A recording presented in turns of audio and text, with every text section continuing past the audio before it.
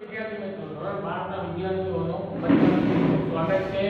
મિત્રો આપણે છઠ્ઠું યુનિટ કરી રહ્યા છીએ, સોરી પાંચમું યુનિટ, છઠ્ઠું નહીં, યુનિટ 5। હવે આના પછી છઠ્ઠું આવશે। આ છેલ્લો સેશન છે ને, અને કંઈક આગળ ભાગતો એવું લાગે। એમાં રીડ 1 સ્ટ્રાઇક અગેન્સ્ટ વોર, એટલે કે યુદ્ધની સામે હડતાલ। તો મિત્રો આપણે આ યુનિટ કરી રહ્યા હતા હેલન કેલર વિશેનો પાઠ ધોરણ 10 માં પણ આપણે ભણી ગયા છીએ કે જેમાં આંતરિક બેબી મૂંગી હોય છે, કઈ રીતે એના શિક્ષિકા એને બધું ભણવાનું, કઈ રીતે સમાજમાં રહેવાનું અને પોતે કેટલી લેંગ્વેજ શીખે છે એ જોયું। અને આ યુનિટમાં આપણે જાન્યુઆરી 5 1916 એમાં સ્પીચ આપેલી છે કાર્નેગી હોલમાં, ન્યુયોર્ક સિટીમાં। 5 જાન્યુઆરી 1916 ની વાત છે। એને માત્ર એક વસ્તુ સીધી સાદી રીતે જણાવવા માંગે છે કે તમારા દુશ્મન કોણ છે, તો તમારા જે માલિક છે એ જ તમારા દુશ્મન છે। સીધી સાદી વાત કીધી છે। શા માટે? કારણ કે પ્રાઇવેટમાં કોઈ પણ જગ્યાએ જોબ કરો છો, બીજી કઈ વસ્તુ છે, તો તમારા માટે પૂરતા પ્રમાણમાં જમવાનું, પૂરતો વીમો, બાકી બધી ઘણી બધી વસ્તુઓ છે જે ભરવાનું, પછી પત્ની હોય તો એ છે એમને રહેવા માટેનું જગ્યા વગેરે પૂરી પાડતા નથી। આ દરમિયાન ધારો કે કોઈ વ્યક્તિ બીમાર પડે છે, તો બીમાર પડે છે તો એનો પ્રશ્ન નથી ભાઈ। નહીંતર જનરલ એવું હોય, તમે ગવર્મેન્ટમાં જેમ કે આપણે જોઈએ રેલવે છે તો રેલવેનો કલાક હોસ્પિટલ જ છે, પોલીસ છે તો પોલીસને એક રહેવા માટેનો વિસ્તાર જ છે, આર્મી છે તો એનો જે અલગ આખું આર્મી નિવાસ જ આવી જાય। તો એ લોકોને પૂરતી સગવડ મળે છે, તો શા માટે પ્રાઇવેટ વાળા જે સરકારી કામ કરે છે એનાથી પણ વધારે પ્રાઇવેટ વાળા સારું સચોટ કામ કરે છે, છતાં પણ એ લોકોને પૂરતા પ્રમાણમાં ન્યાય મળતો નથી। અને જ્યારે આ લોકોને કહેવામાં આવે છે ભાઈ યુદ્ધમાં કૂદી પડો, તો આ યુદ્ધમાં કૂદી પડે છે। એટલે લોકો તો બેઠા જ હોય, મેં તમને ત્યારે વાત કરી હતી કે અકબરે કોઈ યુદ્ધ નથી કર્યું। કહેવાય છે અકબરનું રાણા પ્રતાપનું યુદ્ધ ને અકબરનો ઓલાનું નાનું બધાનું યુદ્ધ, પણ પોતે કોઈ દિવસ યુદ્ધમાં ઉતરેલો નથી। માત્ર સૈનિકો દ્વારા યુદ્ધ થાય, પણ જીતો હોય તો કોણ? કે અકબર જીતો, સૈનિકો જીતો। મેં તમને શાહજહાંની વાત કરી હતી। હવે આગળ જે રીતે આપણે છેલ્લે જોયું હતું, છેલ્લા પેરેગ્રાફમાં, કે જે રીતે માનવ સંસ્કૃતિ આગળ વધતી ગઈ, થોડી વધારે જટિલ થતી ગઈ અને ગુલામ પણ એટલી બનતી ગઈ। પૈસાવાળા વધારે પૈસાવાળા થતા ગયા, ગરીબ છે વધારે ગરીબ થતા ગયા, બરોબર? તો એ પણ જોયેલું। અને વધારે મહત્વ શેને આપવામાં આવે છે? મશીનને। માણસ કરતા મશીનને વધારે મહત્વ દેવામાં આવે છે। અને કારણ કે દરેક જગ્યાએ પછી મોટા બિલ્ડિંગ હોય ત્યાં કામ કરતો હોય, તે દરિયામાં કામ કરતો હોય, એના પછી કોઈ પણ ટ્રેનમાં, કોલસાની ખાણમાં, ગમે તે જગ્યાએ કામ કરતો હોય, ગમે તેવી વસ્તુ લઈ આવતો હોય આપણે ખાવાની કોમોડિટી, તો પણ માત્ર દોષ કોને દેવામાં આવે છે? જે મજૂર વર્ગ છે એને મળે છે શું છે? કાંઈ નહીં, માત્ર ને માત્ર એને વધારે ટેક્સ ભરવો પડે છે। અને એક તો વધારે પડતું એના ઉપર બોજો આવી જાય છે। તમે જોજો ઘણા ટ્રક વાળા, પોલીસ વાળા રોકે છે, તો રોકે છે દરમિયાન શું કરે? એને પાસેથી પૈસા ચોરી લે, આટલું બધું હું કામ કરે ના છે। ભલે બધા પોલીસ વાળા ટ્રક નથી હોતા, પણ આવું વધારે પડતું બનતું હોય છે। અથવા તો એને ટ્રક જપ્ત કરી લે, ટ્રક જપ્ત કરી લે થોડા, તો માલિક જે છે, માલિક શું કરશે? માલિક એની પાછળ જે થોડો ઘણો કઈ ખર્ચો થતો એ કરશે, બાકી એની પગાર એનું ખર્ચ કરી લે। આવું પણ બનતું હોય છે। હવે આગળ જોઈએ, the kind of preparedness the workers want is recognition એટલે ઓળખવું, and reconstruction એટલે સાચી ઓળખ, their whole life। હવે કામદારો ધારો કે ઈચ્છે, પ્રિપેરનેસ એટલે તૈયારી, એ જેવી રીતની ઈચ્છે તેવી એમની પૂર્વ તૈયારી કરી શકે, અને રેકગ્નાઇઝેશન એટલે નવી ઓળખ તેમની ઊભી કરી શકે, અને આખી લાઈફ જે છે such has never been attempted by statement or government કે જે એમને ઓળખવાનો કોઈ દિવસ રાજ્ય સરકારે કે બીજા કોઈ માણસે એમને ખરેખર કોઈ પ્રયત્ન નથી કર્યો, રાજનેતાઓએ કે સરકારોએ. તો આ વસ્તુ બની એમના માટે, એમના હક માટે તે જાણવામાં આવ્યું છે. અને એક એક્ઝામ્પલ આપેલું છે સરસ મજાનું. The Germans found, જર્મનીના લોકોએ found out, શું found, ફાઇન્ડનું ભૂતકાળનો રૂપ છે, found ભૂતકાળની વાત છે એટલા માટે. found out years ago, વર્ષો પહેલા એવું શોધી કાઢ્યું શું they could not raise good soldiers in the slums. આ લોકોએ, જર્મનીના લોકોએ વર્ષો પહેલા એવું એમને સંશોધન કર્યું કે સારા સૈનિકો, જો આપણે ઉચ્ચ કોટીના તાકાતવર સારું વિચારી શકે એવા સૈનિકો જોતા હોય તો એ સ્લમ વિસ્તારમાં આપણે ગોતી શકીએ નહીં. મતલબ સ્લમ વિસ્તારમાંથી આપણને ન મળે. તમે વિચારી શકો ને, સીધી વાત છે, તમે એવું બહુ ઓછું સાંભળવા મળતું હોય છે, એકાદો ટકો ક્યાંય હોય, 0.50% હોય તો હોય કે ભાઈ આ ઝુંપડપટ્ટીવાળો કોઈ સૈનિક બન્યો, ન બને. શા માટે? કારણ કે એને પૂરતું એજ્યુકેશન નથી, પૂરતું સારું ખાવાનું નથી, એને પૂરતું ગાઈડન્સ નથી, એનો બુદ્ધિ વિકાસ થાય એ માટે એવી સ્કૂલોમાં જતો નથી, એને પૂરતી ટ્રેનિંગ નથી. માટે સ્લમ વિસ્તારમાંથી સૈનિકો ઓછા બને. કારણ એનું આ જ છે. અને આ લોકોએ શું કર્યું? they abolished એટલે નાબૂદ કરવું, abolish the slum. આ લોકોએ આ સ્લમ છે, આખો ઝુંપડપટ્ટી એ બધી તોડી નાખી. they show to it that the people had at last a view of the essential of civilization.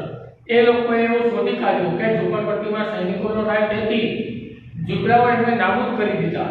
અને બધા લોકો જે છે એ તો એનો વિકાસ થઈ ન શકે, માટે એ લોકોએ કેટલીક પાયાની જરૂરિયાત મળી શકે, that at least few essential, પૂરતા પ્રમાણમાં એમને જે જોઈએ એ પાયાની જરૂરિયાત મળી શકે એવું વસ્તુ કર્યું. એટલા માટે એ લોકોને decent lodging એટલે કે યોગ્ય રહેણાંક મળે, ક્લીન સ્ટ્રીટ, ચોખ્ખી શેરીઓ, ચોખ્ખો વિસ્તાર મળે, હોલ સ્લેમ્સ એટલે આરોગ્યવર્ધક જે પૂરતા પ્રમાણમાં આપણે જેમ અત્યારે કોરોનાને હરાવવું હોય તો શું જોઈએ કે તમારી રોગ પ્રતિકારક શક્તિ સારી હોય તો કોરોના હારી જાય. એમના દવા લીધા વગર કેટલાય કોરોના થઈ ગયા છે.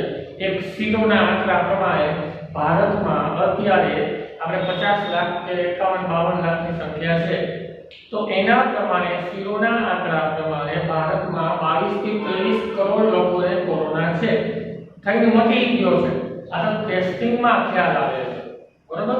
માટે આ પ્રમાણે જો આપણે જોઈએ તો આરોગ્યવર્ધક મળી રહે, સ્કેનેટિક ફૂડ, સારો ખોરાક મળી રહે, તંદુરસ્ત રહેવા માટે પૂરતું ભોજન, proper medical care, proper safeguard, એક તો મેડિકલ ડોક્ટરોની સેવા છે સારી મળી રહે, અને safeguard for the workers in their occupation, જે તે જગ્યાએ કામ કરે છે પૂરતા પ્રમાણમાં એ માલિકની જવાબદારી છે, પોતાના માલિકની જવાબદારી છે. ભાઈ ધારો કે આ વ્યક્તિ તમારી આ કામ કરે છે, ધારો કે હું સરકાર સ્કૂલમાં કામ કરું છું તો મારી બધી જવાબદારી નીલો મેડમની હોય, મને કાંઈ પણ જાતનો પ્રોબ્લેમ થાય, બીમાર પડું યા કોઈ બીજો અકસ્માત થાય, કોઈ પણ વસ્તુ થાય તો બધી જવાબદારી કોની? નીલો મેડમની. આ રીતનું જર્મનીમાં થયું, આપણી વાત નથી. મેં તમને ખાલી એક્ઝામ્પલ આપ્યું. That is only small part of what should be done. અને માત્ર ખરેખર આ તો એક તો નાનો ભાગ જ છે. It is your business to force this reform on administration. અને આ જોઈએ એડમિનિસ્ટ્રેશન એક વહીવટી વિભાગ જે છે એમને આપણું શું કરવું જોઈએ? આપણે તો કે આ બધાને આવું કાર્ય કરવા માટે દબાણ કરવું જોઈએ. Let there be no more talk about what a government can do or cannot do. હવે ચાલો કે જવા દો. હેલન કેલર બોલે છે સરકાર શું કરે છે શું નથી કરતી આપને કઈ ફેર નથી પડતો, જવા દો. હવે સરકારની વાત નથી કરવી, પેલા સરકારને અણી કાઢી લીધી, પછી હવે એમ કે હવે આટલું બધું તો કહી દીધું Helen કેલરે. All these things have been done by all the Bulgarian nation in turmoil of war.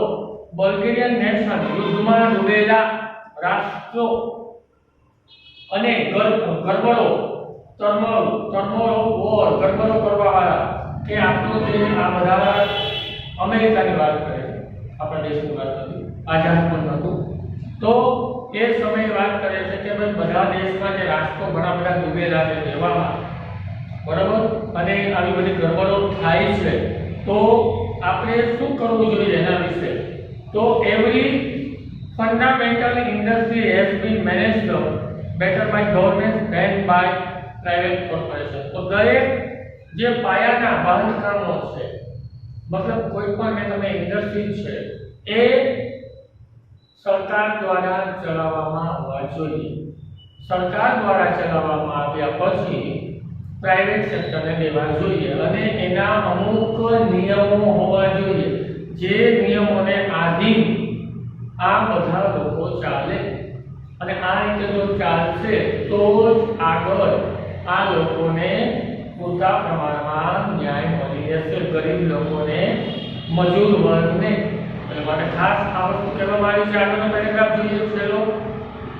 It is your duty to insist upon still more radical measure એટલે કે ક્રાંતિકારી પરિવર્તન એટલે આ તમારી ફરજ છે કે વધારેમાં વધારે આની અંદર ક્રાંતિ આવે. આ કાર્યની અંદર ક્રાંતિ આવે અને ક્રાંતિ ક્યારે આવે કે માત્ર મારા વિચારવાદી ક્રાંતિ આવવાની નથી, મારી સાથે બીજા વ્યક્તિને હું જોડું એ બીજાને જોડે. એટલે આ રીતે જો આપણે ક્રાંતિ લઈ આવીએ તો જ કાંઈ આગળ વસ્તુ ચાલી શકે. It is your business to see that no child is employed in an industry establishment or mine or store and that no one is needlessly exposed to accident or disease.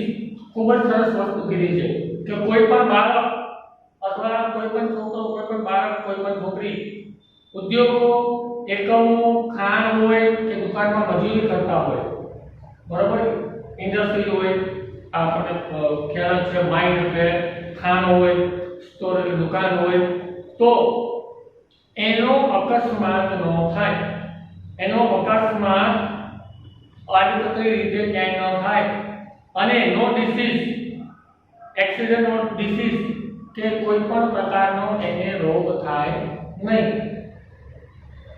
Okay અને it is your business આ તમારું કામ છે make them give you clean cities તમારે તમારા બાળકોને ચોખ્ખું શહેર દેવાનું છે. ફ્રી ફ્રોમ સ્મોક એ લોકો ધૂમ્રપાનથી દૂર રહે અથવા તો ઇન્ડસ્ટ્રીના જે નીકળે છે તમારા જે વાતાવરણ પ્રદૂષિત કરે છે એનાથી દૂર રાખવાનું. ડર્ટી એન્ડ કોંગેશન એટલે કે ભીડભાડ વાળો વિસ્તાર એવો પણ ન રહે. ખૂબ જ ભીડભાડ વિસ્તારમાં જાવ તો શું થવાનું છે તો આ વસ્તુ બનવાની છે. It is your business to make them pay you living well અને એ તમે જીવી શકો તમારા બાળકો પણ સારી રીતે જીવી શકે.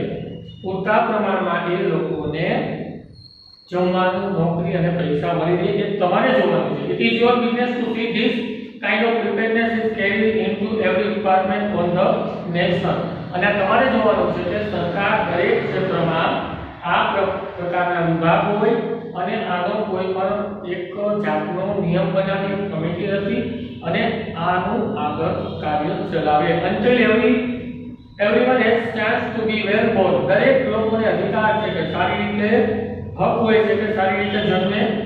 chance to be well born well nourished અને સારી રીતે ઉછરે. right education સારો અભ્યાસ કરે.